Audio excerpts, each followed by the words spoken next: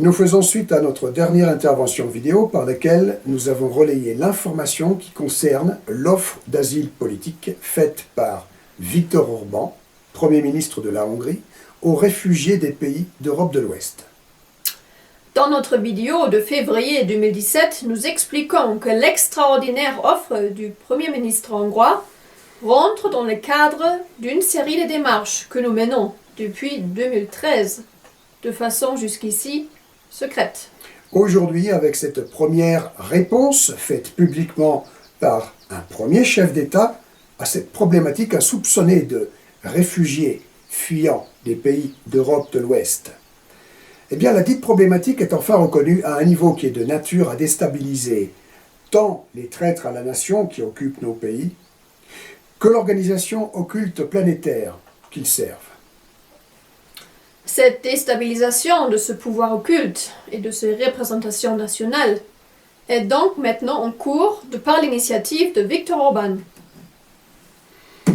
Comme nous l'expliquons dans notre vidéo, pour autant il est capital que l'initiative de Viktor Orban soit le plus largement possible relayée afin qu'elle déclenche des réponses en cascade de la part de citoyens conscients d'être pris en otage en France par les traîtres qui squattent l'appareil d'État. Il est capital que des familles nécessitant cette aide, cette protection de la part d'un pays comme la Hongrie, soient informées de cet événement et puissent saisir cette offre extraordinaire. Sur un autre plan aussi, Viktor Orban ne doit pas rester seul avec son initiative. Il est crucial que d'autres chefs d'État non soumis à l'organisation Illuminati s'alignent sur cette position et proposent également leur protection aux réfugiés de l'Union européenne. Alors, en outre, un autre événement de taille est intervenu en cette même période, également de nature à déstabiliser cette organisation planétaire, satanique, et ce très précisément dans le domaine dans lequel Janet et moi-même sommes actifs depuis plus de 10 ans. Alors, l'administration Trump organise en ce moment une offensive contre les élites pédocriminelles et sataniques qui virolent également l'univers politique, judiciaire, financier, médiatique, etc. des États-Unis. Évidemment, cette nouvelle choc est à suivre de près. Nous sommes trop habitués aux effets d'annonce tapageurs et même accompagnés d'arrestations spectaculaires, mais qui ne sont jamais suivies dans les faits, c'est-à-dire de vraies poursuites judiciaires, surtout quand il s'agit de démantèlement des réseaux pédophiles et sataniques, surtout si les élites sont ciblées. Nous connaissons bien la puissance de ce réseau planétaire. En tout état de cause, pour le moment, cette offensive a lieu avec des centaines d'arrestations essentiellement dans les milieux élitistes et menace même les Clinton. Donald Trump, dont l'élection a également été citée par Viktor Orban comme le signe fort de la révolte des classes moyennes contre les élites corrompues, semble donc vouloir nettoyer son pays de cette occupation profonde du réseau et du réseau Illuminati. Et dans les faits, eh bien, il le fait en s'attaquant de front à une de ses caractéristiques les plus abominables et les plus odieuses, c'est-à-dire les trafics d'enfants pour des pratiques de torture, de viol, de mise à mort rituelle et même de cannibalisme, commis sous notre nez à tous par des élites des divers milieux sociétaux de nos pays civilisés. Car les informations provenant de sources policières concernant ici l'opération de police en cours aux États-Unis évoquent formellement ces faits barbares qui dépassent l'entendement. La réalité dépasse largement la fiction. Et nous ne sommes plus les seuls, Stan et moi, à dénoncer la réalité de ces horreurs, de ces réseaux de l'horreur, jusqu'à un tel niveau de barbarie organisée. Nous gagnons enfin du terrain, dans la mesure où deviennent enfin des problématiques ouvertes. D'une part, la problématique des réfugiés de l'Union européenne, et d'autre part, celle de ces sous-réseaux sataniques, prédateurs d'enfants, imbriqués avec les élites, en particulier les élites des institutions judiciaires et politiques. En effet, pour nous deux et tous les autres qui sont dans le combat inégal depuis si longtemps, C'est une avancée certaine et contre toute attente, mais uniquement si nous toutes et tous réunissons nos forces maintenant pour enfoncer ces portes entr'ouvertes avant qu'une chape de plomb ne retombe sur ces événements. En ce moment où l'ennemi est fragilisé, avant qu'il ne se ressaisisse, nous devons mettre nos forces en commun dans cette direction qui consiste à déstabiliser les réseaux occultes, sataniques et massacreurs d'enfants, qui entendent faire des populations leurs choses soumises et les soumettre à un chaos général. Donc, concrètement, l'événement concernant la guerre déclarée par Donald Trump aux élites sataniques massacreurs d'enfants doit également être très relayé afin de faire contrepoids aux efforts entrepris par la presse conventionnelle internationale d'étouffer l'événement, exactement comme elle en est de l'initiative de Viktor Orban. Puis nous devons mettre en interaction ces deux événements, dont les protagonistes semblent de toute évidence appartenir au même camp antimondialiste, au même camp anti-Illuminati. C'est-à-dire que nous devons obtenir deux résultats concrets. Le premier, que Viktor Orban reconnaisse officiellement la catégorie de réfugiés politiques que constituent ces innombrables victimes de la terreur d'État, volet protection institutionnelle de la pédocriminalité. Le deuxième résultat qui nous intéresse, petite parenthèse, une problématique qui en ce moment est combattue par son homologue états-unien. Le deuxième résultat qui nous intéresse est que le président Trump, justement, qui donc s'attaque au réseau de l'horreur de son propre pays, eh bien, s'aligne sur l'initiative de Viktor Orban et offre l'asile politique, lui aussi, aux réfugiés de l'Union européenne, aux réfugiés des pays de l'Europe de l'Ouest, fuyant les mêmes réseaux de l'horreur qui occupent nos pays européens.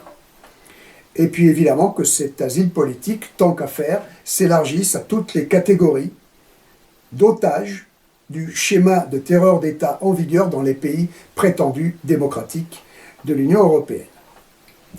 Ensuite, nous travaillons également pour un troisième résultat, que les rares chefs d'État anti-mondialistes ou anti-Illuminati rentrent dans la bataille et offrent l'asile politique aux réfugiés de l'Union européenne, reconnaissant toutes les catégories que nous représentons, Stan et moi-même. Voilà, donc il va donc falloir qu'une mobilisation massive, écrasante, au sein des personnes de conscience qui nous écoutent, s'organise immédiatement dans le cadre d'une campagne de communication, cette fois-ci à dimension internationale. Nous commençons cette campagne avec la vidéo qui suit et qui rentre dans le cadre de l'opération que nous lançons, intitulée « Bouteille à la mer pour les réfugiés de l'Union européenne ». Voici donc à la suite notre demande d'asile politique exprimée ici en version vidéo sur base d'une lettre type à l'attention de divers chefs d'État. Cette demande d'asile politique est exprimée pour nous-mêmes ainsi que pour les catégories de réfugiés de l'Union européenne que nous représentons. Nous allons détailler cela dans le message qui suit. Nous y résumons succinctement notre propre cas pour commencer. Puis nous y développons la problématique des diverses catégories de citoyens, de familles prises en otage par la terreur d'État, que ce soit en France, en Allemagne, en Belgique, ainsi que dans tous les pays pris au piège de l'Union européenne. Il s'agit pour nous de sauver des milliers de familles prises en otage en France et dans toute l'Europe de ce modèle de terreur d'État déguisé en démocratie. Donc nous sollicitons votre écrasante participation, à vous tous et tous, dans le cadre de cette campagne. Nous vous demandons de faire tourner cette vidéo le plus possible dans toutes les langues. Nous vous demandons de l'adresser en DVD à tout gouvernement que vous jugez susceptible de pouvoir réagir dans notre sens. Alors, précisons bien que, outre le fait qu'il s'agit ici de sauver des familles et surtout des enfants pris au piège de cette terreur d'État, il s'agit aussi de générer la déstabilisation de l'organisation occulte planétaire qui occupe nos pays civilisés et qui met en chaos le monde entier à des buts de contrôle total du bétail humain. Vous n'êtes donc pas obligé d'être à titre personnel volontaire pour cette option de réfugié de l'Union européenne pour participer activement à cette campagne que nous initions, quant à nous, depuis la clandestinité, et exploitant ainsi au mieux cette difficile situation personnelle. En effet, nombre d'entre vous peuvent se permettre de résister depuis le sol national. Nombre d'entre vous, par contre, y sont en danger de mort ou sont persécutés par la terreur d'État. Mais quoi qu'il en soit, la totalité de la population répartie sur le sol français est à la merci de cette terreur d'État et est visée, la plupart du temps sans en avoir la moindre conscience, par ce complot que nous dénonçons quant à nous. De nombreuses personnes ne sont pas ciblées personnellement par la terreur d'État, comme c'est le cas par exemple pour nous, ou pour les parents protecteurs et leurs enfants victimes de crimes sexuels. De ce fait, vous êtes nombreux aussi à ne pas voir pour le moment un intérêt vital pour vous-même à participer à cette opération.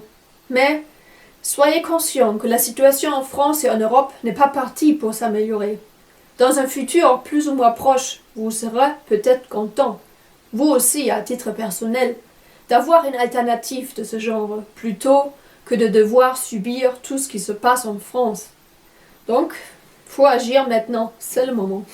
Oui, alors si vous choisissez de quitter ce que vous pensiez être votre pays, s'il s'agit de protéger vos enfants, que ce soit de l'inquisition judiciaire pédocriminelle ou de protéger vos enfants de l'imminence d'un chaos, d'une guerre civile de religion, c'est évidemment la seule chose sensée à faire.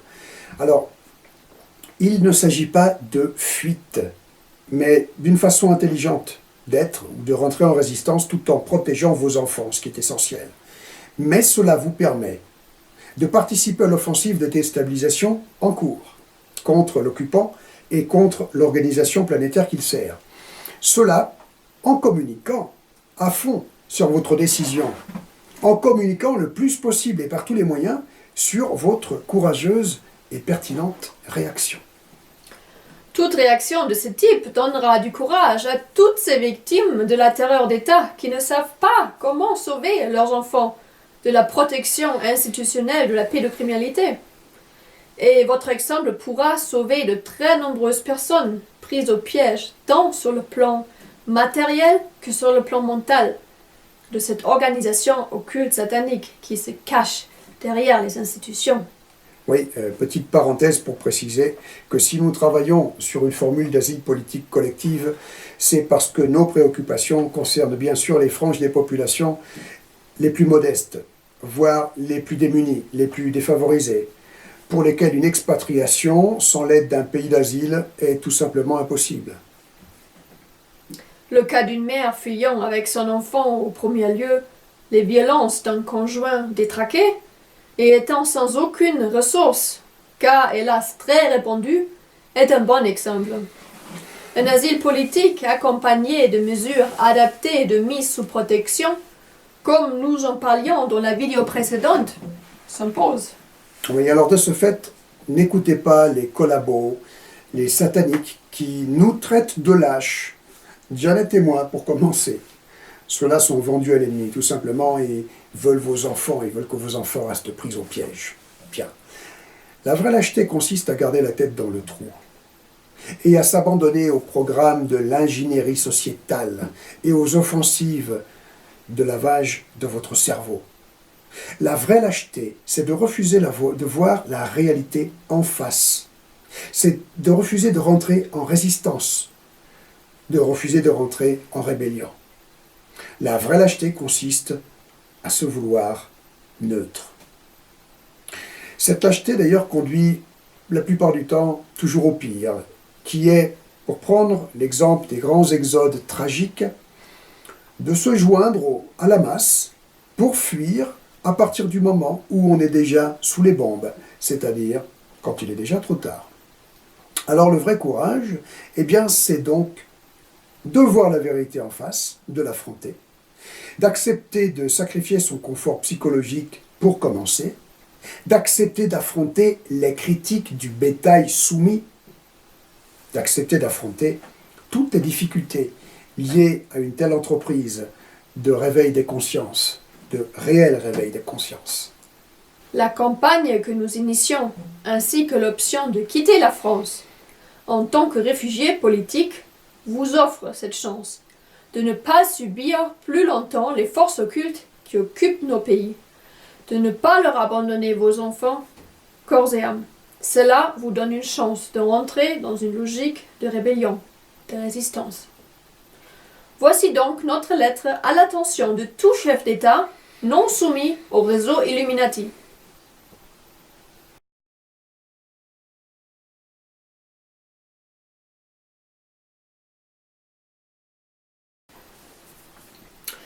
Initialement, nous sommes un couple franco-allemand d'enquêteurs indépendants, activistes contre la pédophilie. Depuis des années, nous sommes personnellement ciblés par une véritable terreur d'État émanant de la France et de l'Allemagne, et nous vivons en totale clandestinité. La raison de cette situation clandestine qui nous pousse vers le statut de réfugiés politiques de l'Union européenne est, en ce qui concerne notre couple, notre engagement citoyen pour démontrer une réalité aussi odieuse qu'insoupçonnable. La protection institutionnelle de la pédophilie et des réseaux pédophiles, ainsi que la protection institutionnelle du satanisme et des organisations criminelles liées au satanisme et au trafic d'enfants. Début des années 90, j'ai été, moi, en ce qui me concerne, confronté à cette réalité en tant que jeune gendarme. J'ai dû démissionner, sacrifier ma carrière de sous-officier pour échapper à la terreur d'État que j'étais supposé servir. Comme tout gendarme, ou comme tout policier français devient forcé de le faire un jour ou l'autre, plus ou moins gravement, plus ou moins consciemment. Cette trahison institutionnelle concerne donc la majorité des pays prétendus démocratiques de l'Union européenne, comme la France, l'Allemagne, ainsi que les organisations supranationales telles que l'ONU, le Parlement européen, le Cour européen des droits de l'homme. Depuis 2006, nous sommes, quant à nous deux, plongés précisément dans cette problématique dans le pays des droits de l'homme. Cette année 2006, ça a été ma fonction d'enquêteur bénévole au sein d'une association parisienne qui nous a confrontés à des cas concrets de violences judiciaires ciblant en l'occurrence tout particulièrement des enfants victimes de crimes sexuels avérés, ainsi que les adultes protecteurs qui tentaient de porter ces faits en justice. Ces violences judiciaires appliquées de façon systématique en tel cas rentrent dans le cadre d'un protocole qui implique l'ensemble des acteurs judiciaires, protocole que nos enquêtes postérieures nous ont permis de mettre à jour. Ce protocole basé sur le détournement du droit et des simulacres de mesures judiciaires est appliqué tant pour la protection de prédateurs de basse couche sans lien immédiat avec les milieux élitistes, que dans le cadre de réseaux constitués liés à ces milieux élitistes, essentiellement la classe politique, dirigeante et la magistrature. L'inquisition judiciaire, comme nous l'avons démontré, assure de façon formelle la protection de sous-réseaux, souvent sataniques, auxquels l'essentiel de la magistrature et de la classe dirigeante politique semble appartenir. Les acteurs judiciaires ou politiques qui n'appartiennent pas à ces réseaux y sont totalement soumis. En l'occurrence, l'actuel chef d'État, l'actuel prétendu chef d'État français, François Hollande, et la majorité des ministres de ce gouvernement Illuminati sont profondément impliqués en tant que prédateurs dans ces crimes sexuels et sadiques commis sur des enfants, ce que nous sommes également en mesure de démontrer. Les grands médias occidentaux mainstream sont également contrôlés par ces réseaux occultes et les protègent à leur niveau. En effet, ils assurent quant à eux l'omerta et la désinformation par le biais d'opérations systématiques et généralisées d'intox et de détournement de la vérité. Nous l'avons constaté dans notre propre cas, dans le cadre de la dernière machination judiciaire organisée contre nous en 2012. La presse nationale était active dès le début de l'offensive pour nous mettre en scène comme un gang de criminels et de détraqués mentaux.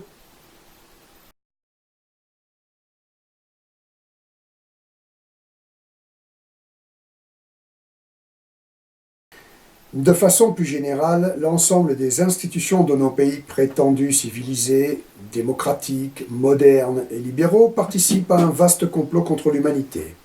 Ce complot polymorphe, aux multiples phases et étapes, vise, de toute évidence, à convertir l'espèce humaine à la pédocriminalité, ainsi qu'à toutes les dérives sexuelles, mais aussi au satanisme, ce par le biais de programmes écrasants et insidieux appliqués par l'éducation nationale, les médias, l'univers de l'audiovisuel et les industries du divertissement, les technologies dites de communication nouvelle génération. La conclusion de nos expériences et enquêtes est que la protection institutionnelle des réseaux pédocriminels et sataniques, déjà mise en lumière par un rapport officiel de l'ONU en 2003, est, avec l'offensive de la révolution du genre, un des axes fondamentaux de ce complot contre l'humanité. Un complot qui touche donc l'enfance de plein fouet. L'objectif de ce complot est, à terme, de réduire l'être humain à l'état des choses. Ainsi, la perte de repères, de valeurs, d'identité sexuelle et du sens critique du bien et du mal rentre dans les fondamentaux de cet objectif de conversion de l'être humain en une chose déconscientisée. Précisons que ce complot contre le genre humain, révolution du genre, légalisation planétaire du crime sexuel et sadique sur enfants, contamination des masses au satanisme, nécessite, en parallèle de l'installation actuelle des bases de cette modification de l'être humain, un chaos majeur qui est actuellement en cours. Il s'agit de la mise en scène d'une guerre civile de religion planétaire en 4 phases. Phase 1. La création du terrorisme islamiste et son instrumentalisation. Phase 2. La mise en chaos des pays d'Afrique et du Moyen-Orient. Phase 3. La mise en scène de la crise des migrants déferlant sur l'Union européenne. Phase 4. Déclenchement d'attentats terroristes islamistes et d'actes islamophobes en série. En Europe, avec montée en puissance jusqu'à embrasement général.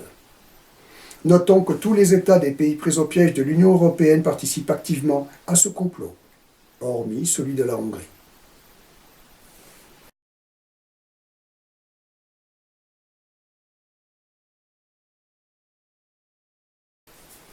Notre couple a dû rentrer en clandestinité en 2007. En effet, j'ai moi-même été ciblé par ces violences judiciaires et, après avoir été incarcéré illégalement en France, j'ai fait l'objet d'un mandat d'arrêt en 2007, qui allait être reconduit en 2009 et devenir européen par la suite. Cette première machination judiciaire constituait une mesure de représailles pour avoir tenté de protéger un enfant victime et sa mère, ce à contre-courant de décisions judiciaires, le livrant à ses bourreaux. Cet extrême recours de clandestinité était le seul à notre portée pour échapper à cette première machination judiciaire et pour pouvoir dénoncer la terreur d'État. Il s'agissait alors pour nous de mener en France et en Europe des enquêtes complémentaires, clandestines, en vue de démontrer que nos élites dirigeantes et les élites du milieu judiciaire assurent la protection des criminels pédophiles, ainsi que des réseaux de pédophilie, de prostitution infantile et de pédopornographie, dont ceux liés plus formellement au satanisme. En 2012, nous avons de nouveau été frappés par cette terreur d'État alors que nous terminions notre dossier d'enquête en France et que j'étais toujours pour ma part en situation clandestine, recherché par les autorités. À cette occasion, alors que mon conjoint échappait à une traque en règle, j'ai été moi-même arrêté avec violence et jeté en prison 3 mois et demi, sous le couvert d'une nouvelle machination judiciaire ourdie contre notre couple et dont nous avons fait allusion au début de ce message. Nous sommes tous deux, depuis cette nouvelle machination judiciaire, menacés d'une dizaine d'années de prison et d'internement psychiatrique. Cette fois-ci, pour les autorités françaises, il ne s'agit pas que de mesures de représailles. Il s'agit aussi et surtout de nous neutraliser en raison, entre autres, de la sensibilité de certains dossiers que nous détenons. Nous savons de sources directes que d'autres mesures en vue de neutraliser définitivement ont été déclenchées par l'État français en 2012. Nous n'avons donc pas d'autre choix que de trouver l'asile politique au plus vite. Ainsi, nous entendons premièrement pouvoir poursuivre notre travail citoyen qui consiste à dénoncer ces réseaux de l'horreur qui corrompent les milieux élitistes de nos pays civilisés. Deuxièmement, nous entendons permettre à leurs proies de trouver protection dans divers pays, non sous contrôle de l'organisation planétaire Illuminati.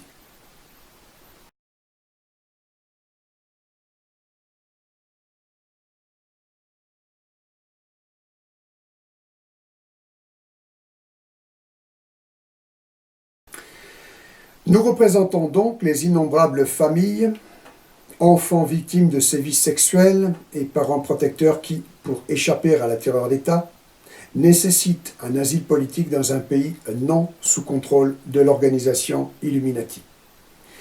C'est donc en tant que précurseurs que nous recherchons la protection d'un pays non touché par la corruption de ces réseaux pédocriminels. Au sujet de cette terreur d'État, nous nous appuyons également sur un document officiel dont le fond paraît surréaliste, parce que confirmant en tout point ce que nous dénonçons à propos de la protection institutionnelle de la pédocriminalité. Ce rapport de l'ONU relate, entre autres, les tentatives désespérées d'innombrables citoyens français de trouver refuge hors de la France, avec leurs enfants martyrisés, afin d'échapper à la terreur d'État de la France.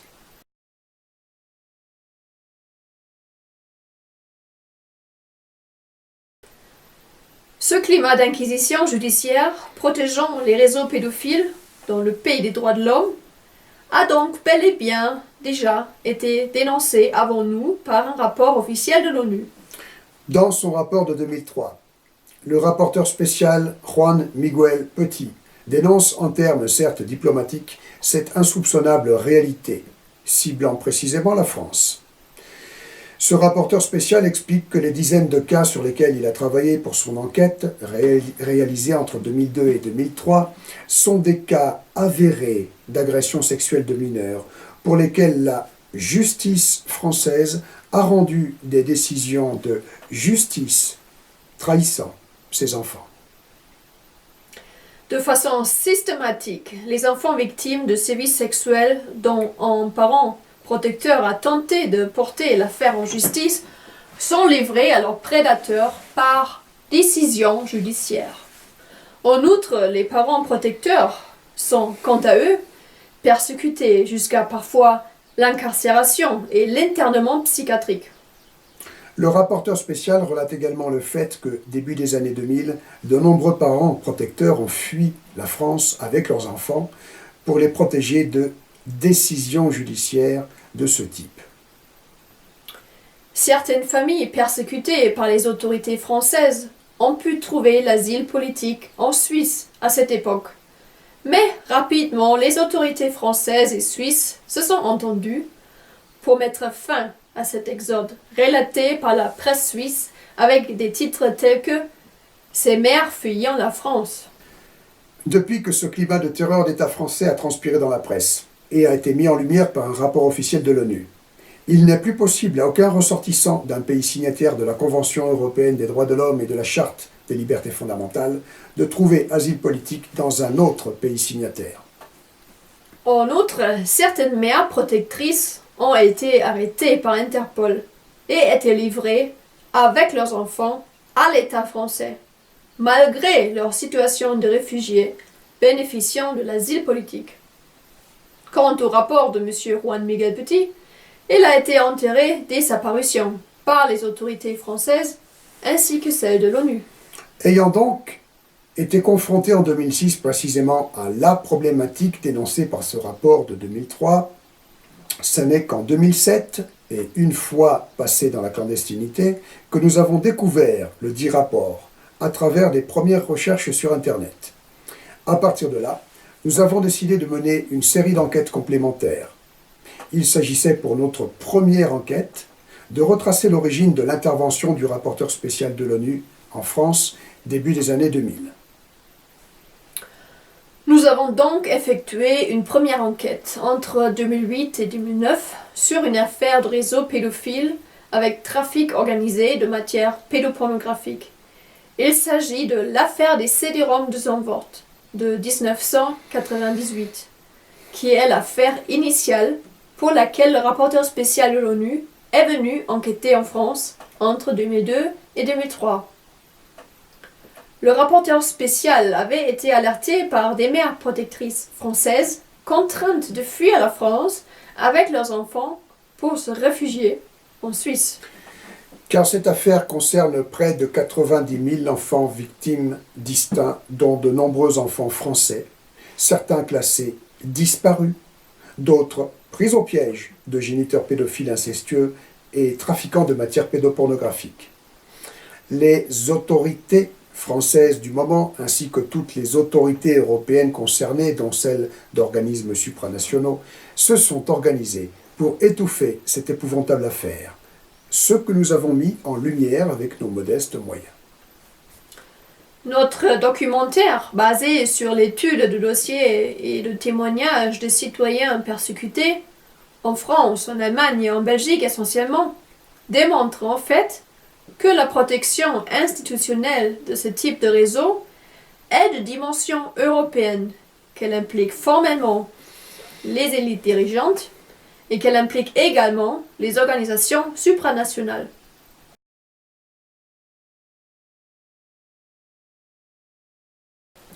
Notre second travail d'enquête, réalisé entre 2010 et 2012, a ciblé plus précisément la France. Il s'agissait pour nous de faire remonter à la surface ce rapport de l'ONU enterré, mais surtout le fait que le climat de terreur d'État qu'il dénonce à mots couverts persistait et s'aggravait d'année en année. Nous avons traité une dizaine de nouveaux cas dans ce cadre précis et nous avons effectué des interviews chocs de nouvelles victimes de cette inquisition judiciaire française. Certaines de ces familles persécutées par la justice étaient en fuite sur le sol français quand nous les avons interviewées. À travers notre dossier d'enquête, nous mettions en lumière le fait qu'il s'agissait, de la part des prétendus acteurs judiciaires impliqués, non pas de négligence, d'incompétence ou de laxisme, mais bien d'agissements crapuleux et terroristes commis en conscience.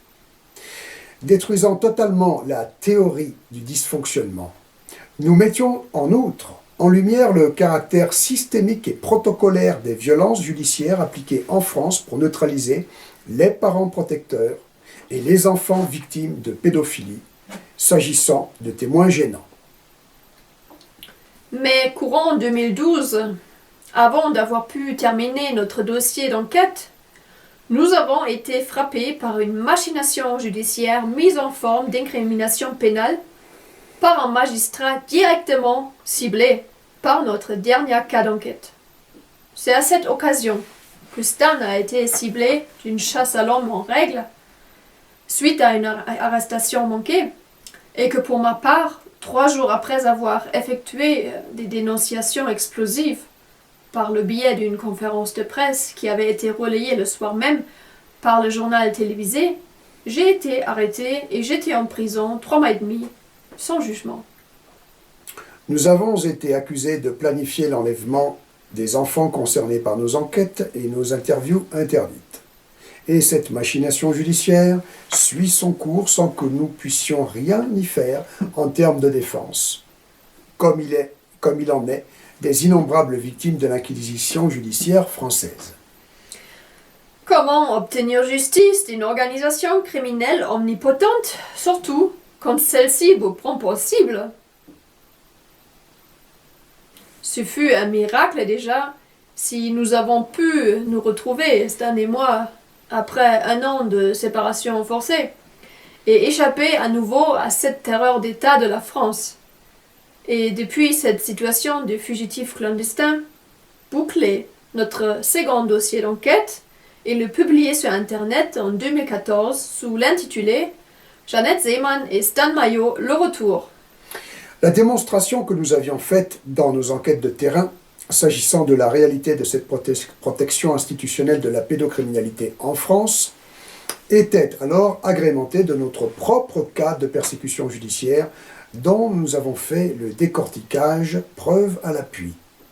Ce documentaire vidéo constitue donc une pièce essentielle, avec le rapport de l'ONU de 2003, sur laquelle nous nous appuyons pour notre présente demande d'asile politique, et celle que nous présentons au nom des innombrables citoyens et enfants persécutés en France. Nous espérons donc obtenir au plus vite l'asile politique de la part d'un chef d'État intègre quelque part dans le monde.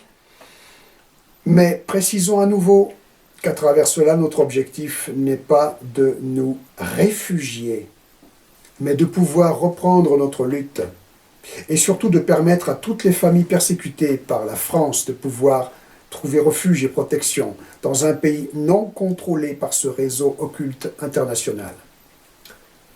Concernant cette première catégorie de réfugiés que nous représentons tous deux depuis la France, je précise pour ma part représenter celle-ci également en ce qui concerne l'Allemagne. Si je suis ciblée par la terreur d'État de la France depuis 2012, je le suis également par celle de mon propre pays, l'Allemagne, ce toujours dans le cadre de protection institutionnelle de la pédocriminalité. La chancelière Angela Merkel, que j'ai saisie à plusieurs reprises dans le cadre de notre lutte, a toujours refusé de répondre. Par contre, une machination judiciaire est intervenue contre moi en Allemagne sur base de l'infraction de possession et diffusion de matériel pédopornographique. Le matériel pédopornographique en question est celui que nous avons récupéré au cours de notre enquête sur le dessous de l'affaire des CD-ROM de Zandvoort, affaire qui implique également l'Allemagne en tant que pays ayant étouffé le scandale. C'est sur base de ce matériel adressé à la chancelière Angela Merkel que je l'ai saisi personnellement par courrier recommandé avec accusé-réception, sans autre suite que le déclenchement de cette machination judiciaire émanant donc des autorités allemandes. Cela établit donc le fait que la même terreur d'État que celle dénoncée par le rapport de l'ONU en 2003 concernant la France a également cours en Allemagne, ce à l'heure actuelle, sous le régime d'Angela Merkel. Je représente donc les familles allemandes persécutées en Allemagne dans ce cadre de protection institutionnelle de la pédocriminalité et nécessitant de fuir le régime d'Angela Merkel, en l'occurrence pour trouver protection dans un pays hors du contrôle Illuminati.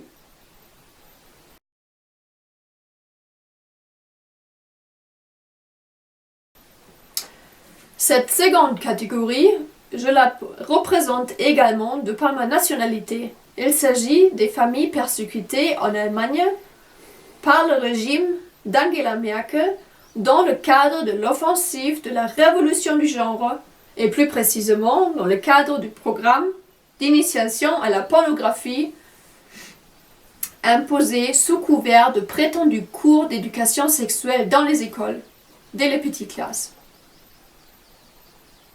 En effet, la particularité de l'Allemagne, prétendue pays démocratique, est d'interdire l'école à la maison. Et de ce fait, les parents responsables qui tentent de soustraire leurs enfants à ces cours d'initiation à la pornographie sont réprimés par la prison, tout simplement. Nous recensons de nombreux cas de parents ayant été incarcérés, ne serait-ce qu'une journée, dans des prisons d'État.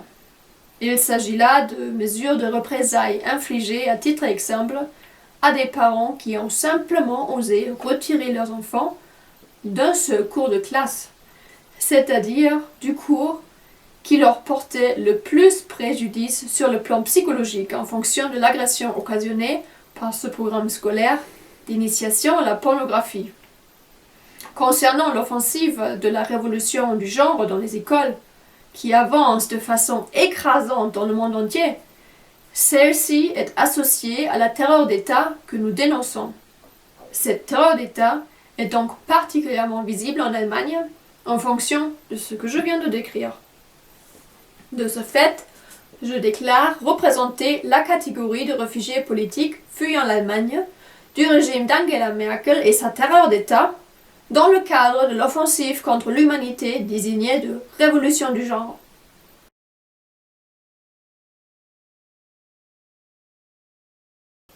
Je représente personnellement cette troisième catégorie s'agissant d'une catégorie socio-professionnelle. Comme je l'ai indiqué plus haut, je suis un ancien sous-officier de gendarmerie ayant été forcé de démissionner et de sacrifier sa carrière pour sauvegarder idéal et intégrité. En France, de nombreux gendarmes et policiers découvrent l'envers du décor quand ils ne peuvent plus faire machine arrière. Ils se retrouvent pris en otage par cette organisation criminelle planétaire en sa représentation nationale, s'agissant de nos dirigeants et de l'institution judiciaire. De nombreux gendarmes et policiers se suicident en France, et de plus en plus. Mais également parmi ces suicides, un pourcentage indéfinissable de ceux-ci sont en fait des assassinats organisés pour et par cette organisation criminelle qui occupe notre nation. L'exemple le plus flagrant de ces assassinats de membres des forces publiques qui émanent de la terreur d'État de France est celui du gendarme Christian Jambert.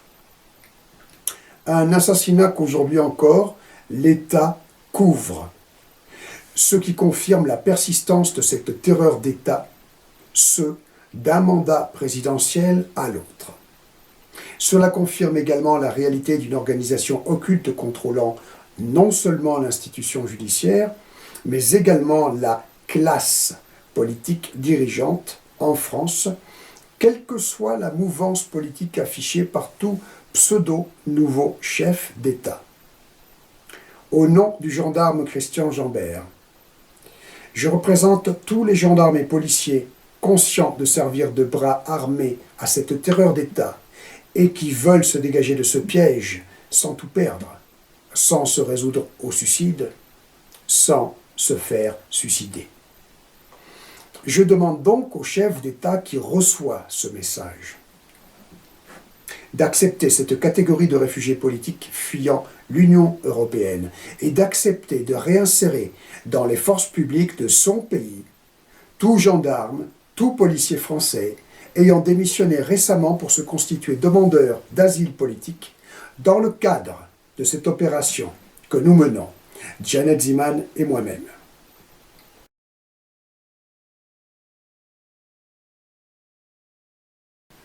Cette quatrième catégorie, nous la représentons tous deux, comme elle en est de la première. Il s'agit des citoyens de tous pays membres de l'Union européenne, pris en otage de l'actuelle mise en chaos de leur pays par le biais de la crise des migrants. En effet, comme nous l'avons évoqué plus haut, nous considérons que la crise des migrants a été organisée à dessein par l'organisation occulte internationale qui occupe nos nations prétendues modernes et civilisées. Cette crise des migrants n'a pas pour seul objectif cette mise en chaos des pays d'Afrique et du Moyen-Orient. Les pays de l'Union européenne sont la seconde cible de ce vaste complot contre l'humanité. Le terrorisme islamiste qui ravage ces pays n'est que la création de cette organisation occulte internationale qui occupe nos propres nations occidentales et en contrôle les armées. C'est un outil employé dans le cadre de ce complot contre l'humanité, frappant en sa première phase les populations de pays d'Afrique et du Moyen-Orient. Ce complot vise à terme le déclenchement d'une guerre civile de religion en Europe, ce afin de préparer l'avènement du nouvel ordre mondial. Dans l'ensemble des pays de l'Union européenne, pris au piège de cette stratégie de mise en chaos par le truchement d'une crise des migrants orchestrée pour une future guerre civile de religion mondiale, des populations entières de citoyens européens réalisent être prises en otage de ce complot contre l'humanité. Pour autant, il s'agit majoritairement des classes moyennes, de familles qui ne disposent pas des moyens de s'expatrier en abandonnant tout dans leur pays d'origine. À ce titre, nous demandons aux chefs d'État qui reçoivent ce message d'accueillir également cette quatrième catégorie de réfugiés politiques que nous représentons.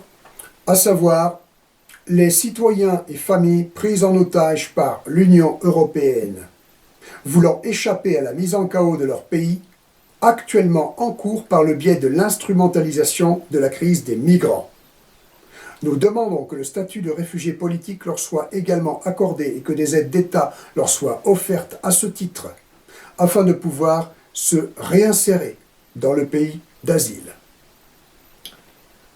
Au nom de l'humanité entière et de la justice, Au nom de ces familles et enfants brisés par les traîtres et les imposteurs qui prétendent nous juger et nous administrer, nous vous remercions de l'accueil bienveillant et de la suite positive que vous voudrez bien donner, Monsieur le Président, à notre présente requête d'asile politique collectif.